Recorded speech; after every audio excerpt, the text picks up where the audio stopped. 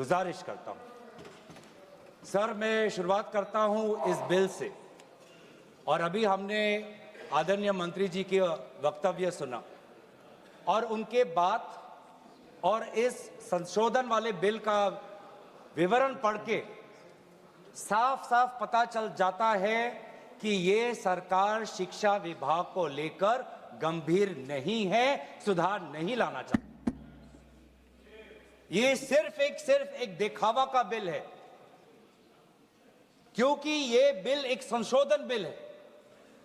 आज से 2 साल पहले ये बिल लाया गया था, public examinations prevention of unfair act 2024। उस समय में भी एक यूजीसी ये नीट के 2024 के परीक्षा को लेकर पूरे देश भर में लोगों के मन में व्यापक चिंता थी। उस समय में भी इसी तरह आज जैसे मंत्री जी कह रहे हैं, सरकार ने इस बिल का इंट्रोडक्शन करते हुए ये कहा कि ये बहुत ही एक ऐतिहासिक कदम है, एक बहुत बड़ा कदम है, और इससे शिक्षा विभाग सुधरेगा और इससे परीक्षा में जो पेपर लीक होते हैं अब नहीं होगा, अब किसी का साहस नहीं होगा। ऐसे ऐसे कड़े दंड उस समय सरकार ने कहा कि 2024 के बिल में वो लाए हैं। तो जो 2024 के नीट यूजी पेपर लीक पे जो तहकीकात हुई, जो इन्वेस्टिगेशन हुआ, मैं पढ़ना चाहता हूं उसकी स्थिति आज क्या है, ताकि पता तो चले कि यह सरकार 2 साल पहले जो नीट परीक्षा को लेकर जो व्यापक भ्रष्टाचारी हुई, उसको लेकर यह सरकार कितनी गंभीर है। बहुत दुख के साथ मैं कहना चाहता हूं कि एक अखबार में आर्टिकल आया 2026 में कि जो 45 व्यक्ति थे जो चार्जशीट हुए थे नीट यूजी 2024 पेपर लीक के मामले में, 45 में से 44 को बेल मिल चुका है। ये है इनकी गंभीरता, ये है इनके छात्रों के प्रति इनकी संवेदना। जो मूल व्यक्ति है जिसको मास्टरमाइंड कहा जाता है, संजीव मुखिया, 11 महीने तक वो फरार था। 11 महीने तक सरकार उसको पकड़ नहीं पाई। अप्रैल 2025 में वो फाइनली उसका गिरफ्तार हुआ और फिर उस मामले में उसको बेल मिल गया। मई 6, 2025 एक दूसरे व्यक्ति रंजीत कुमार बरुआ, जो करियर एकेडमी एजुकेशन ट्रस्ट के चेयरमैन है, वो बेल। एक अमित कुमार सिंह जो पेपर सॉल्वर के गैंग में था, उसको मई 7, 2025 को उसको बेल। एक पंकज कुमार जो कैंडिडेट्स को वो सारे कागज लीक करता था मोबाइल फोन के द्वारा, मई 15, 2025 उसको बेल।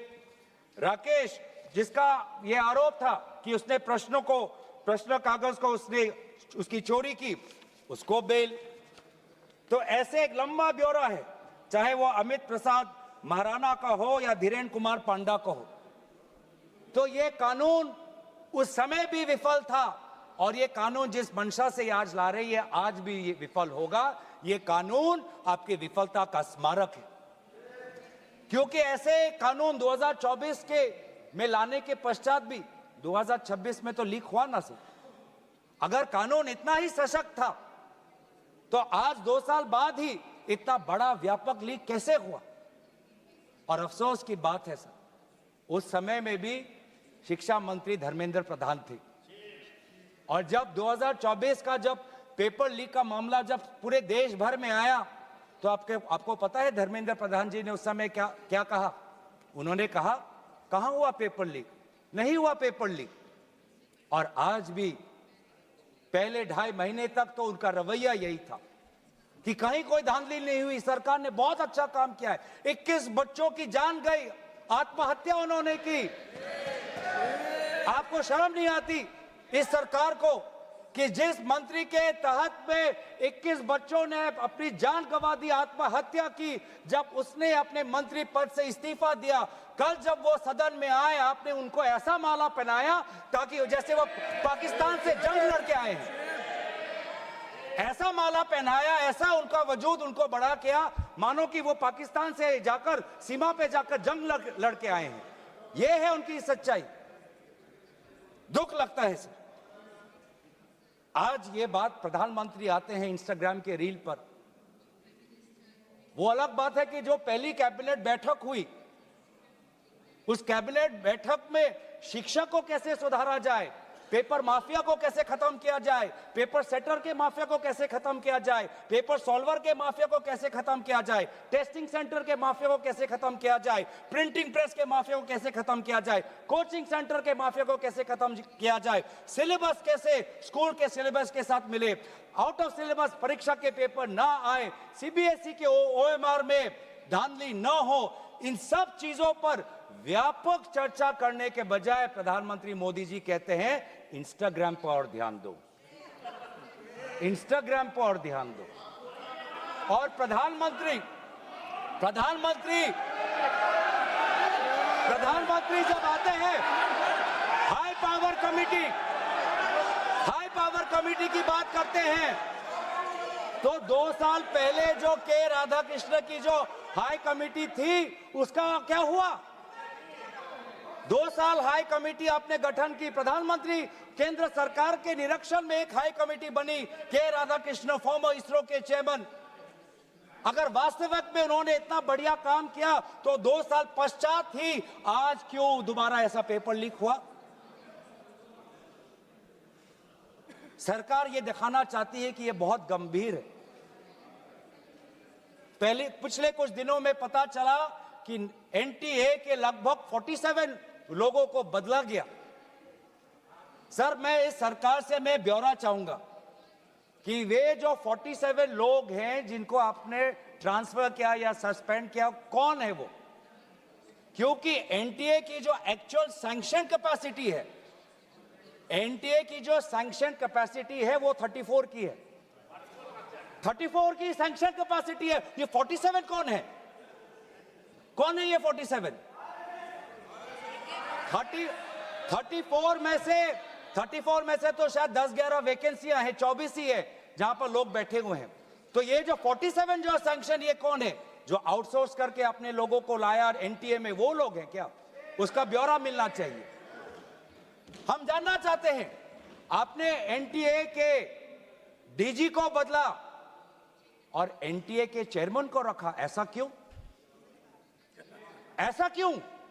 आपको एनटीए के डीजी पर विश्वास नहीं, आपने मान लिया कि शिक्षा मंत्री धर्मेंद्र प्रधान जी का इस्तीफा होना चाहिए, आपने ये भी मान लिया, तो आपको एनटीए के चेयरमैन पे इतना विश्वास क्यों? ये हम जानना चाहते हैं। सुनाई दे रहा होगा सर, एक विशेष संगठन के साथ जुड़े हुए हैं, उसका ब्यौरा देख लीजिए, एनटीए के चेयरमैन का ब्यौरा देख लीजिए। इससे पहले वह मध्य प्रदेश के पब्लिक सर्विस चेयरमैन के वो कमीशन के चेयरमैन थे और उस समय में भी धांधली हुई,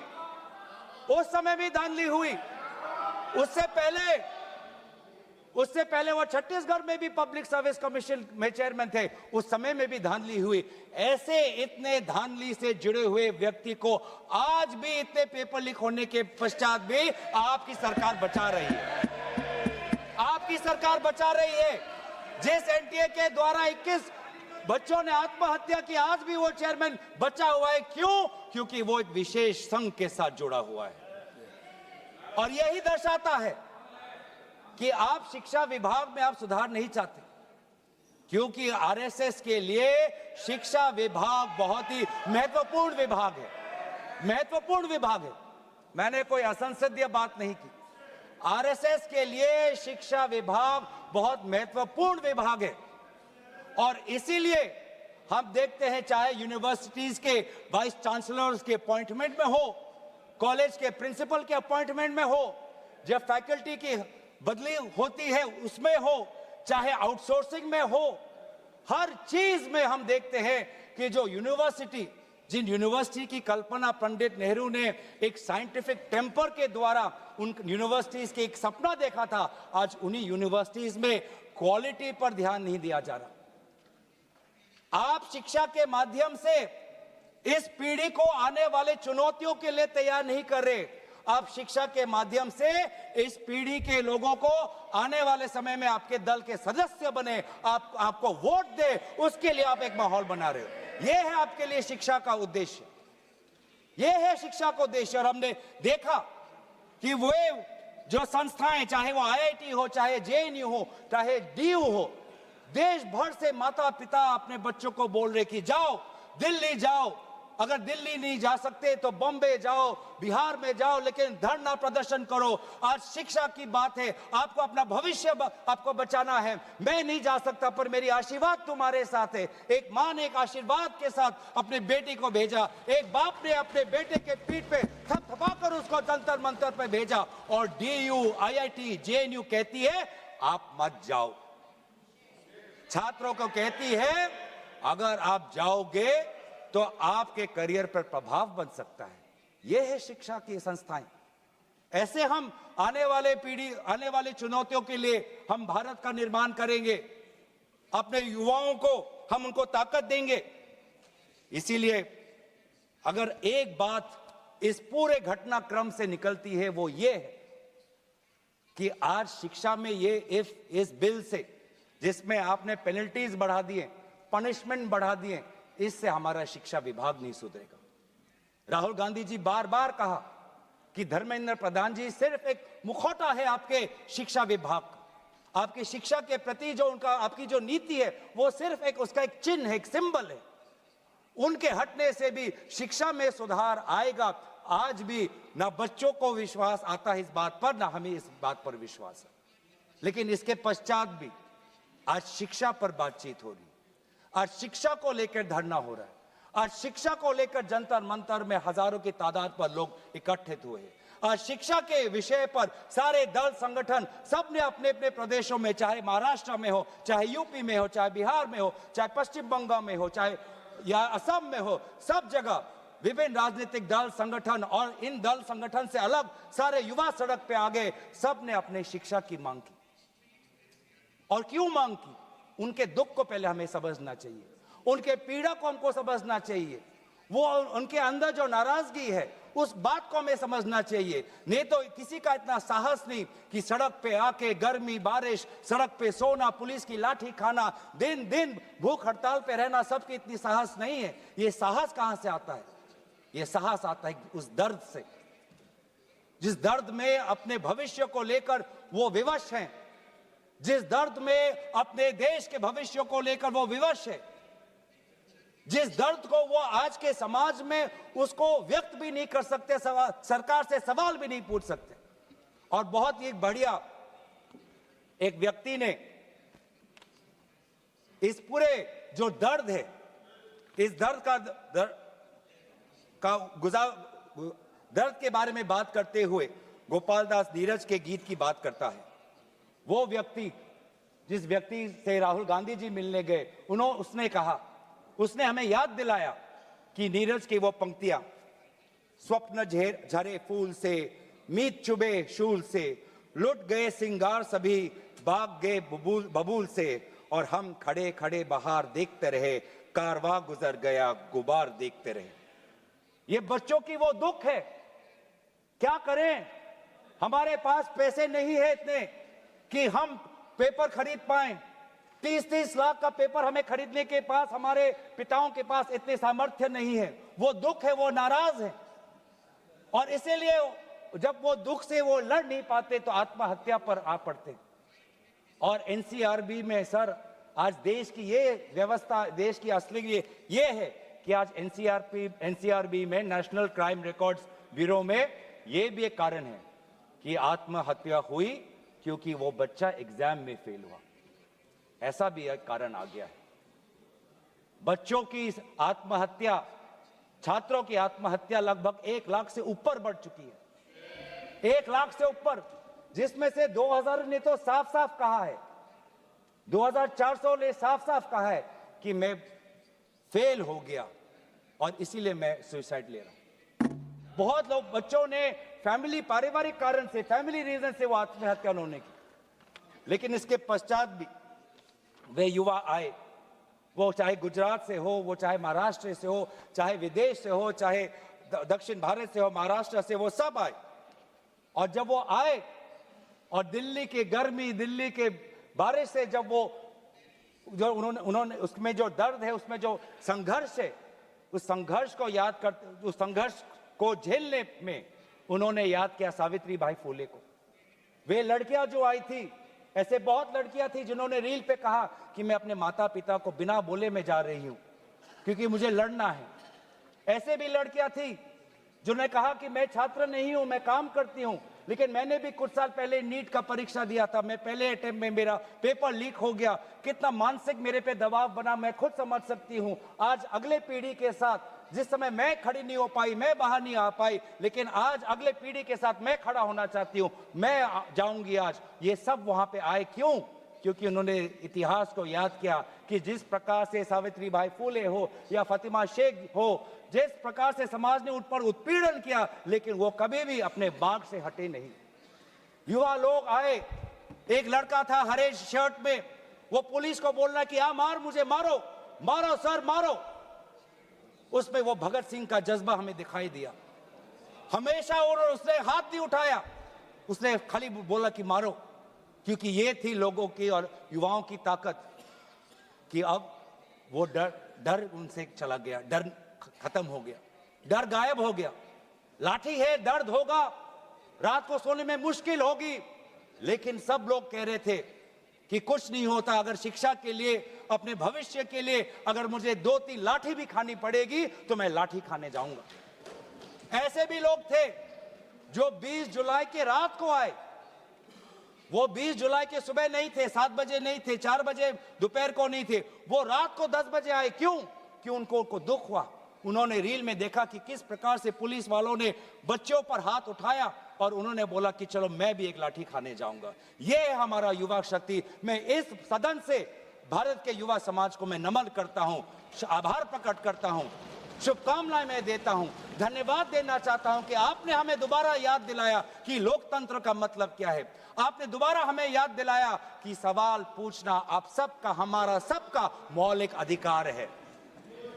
हमने वो भी देखा उस मध्य प्रदेश से आए हुए आदमी को जिसके सर पर खून निकल रहा था। क्यों? क्योंकि कांटों से भरा हुआ एक डंडा उसके सर पर पड़ा और उसने तब भी वो पीछे नहीं हटा।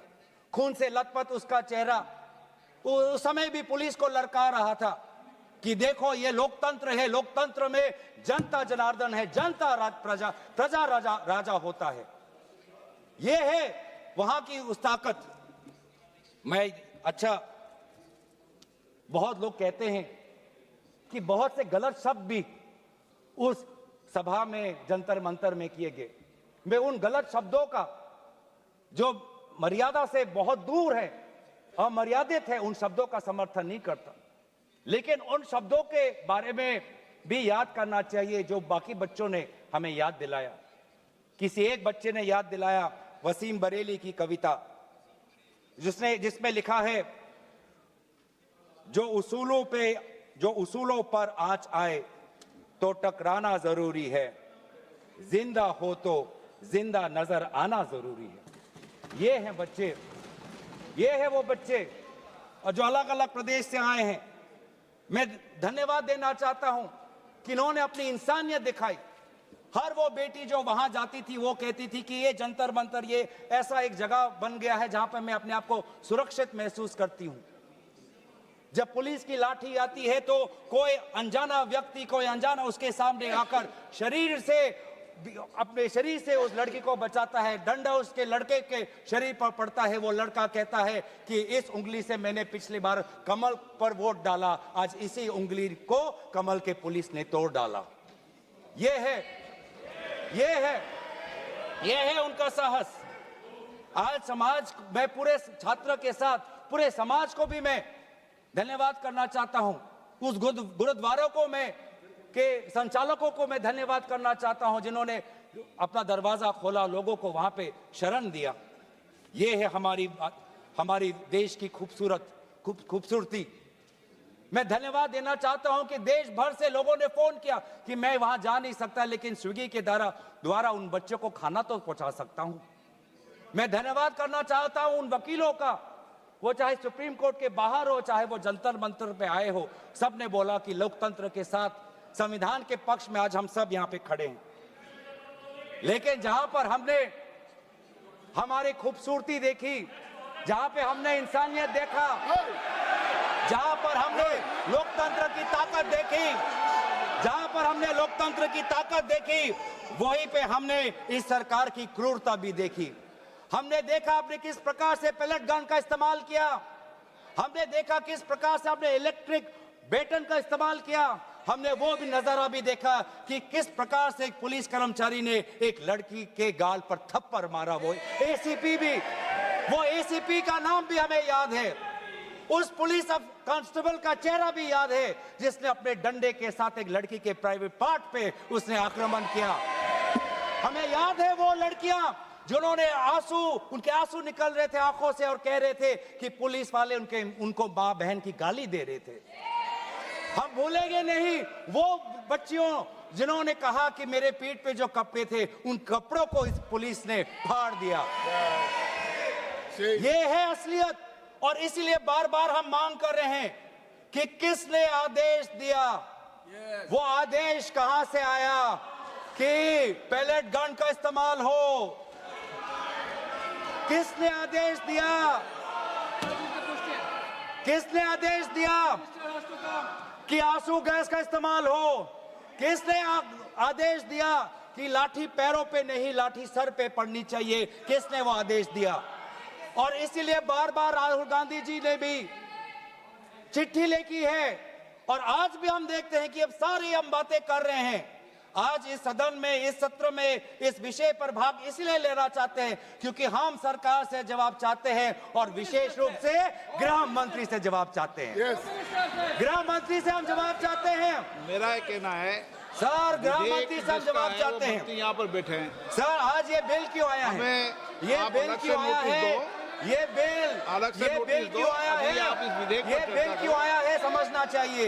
ये बिल इसलिए आया है कि गृह मंत्री के द्वारा भेजी हुई पुलिस लोगों के हौसले को कुचल नहीं पाई, इसीलिए ये बिल आया है।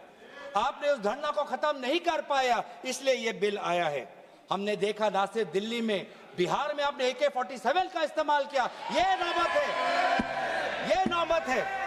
हमने इसीलिए मैं लोगों का धन्यवाद करना चाहूंगा और धरना प्रदर्शनकारी के साथ है जिन्होंने कहा, जिन्होंने एक और हमें बहुत ही खूबसूरत गीत याद दिलाया, दिनकर का, अब जो सिर पर आ पड़े नहीं डरना है, जन्म में है तो 2 बार नहीं मरना है। ये जो लोगों ने आज जो संदेश दिया है लोकतंत्र में, दोबारा उन्होंने आज हमारे ऊर्जा जो दी है, इसके लिए सारे विपक्षी दल, हम भारत के युवा समाज के साथ है, छात्र समाज के साथ है, वे सारे जिन्होंने संघर्ष किया उनके साथ है। और आज भी हम चाहते हैं कि गृह मंत्री आए और सदन के अंदर बोले कि क्यों आपने पुलिस के द्वारा बच्चों पर ये दुर्व्यवहार किया, बच्चों के पर आपने आक्रमण किया और बच्चों के साथ आज उनके आंसू निकलते हमने देखने पड़े। इन सभी बातों के साथ मैं अपने वाणी को विराम देता हूं। धन्यवाद। सुश्री बांसुरी स्वराज।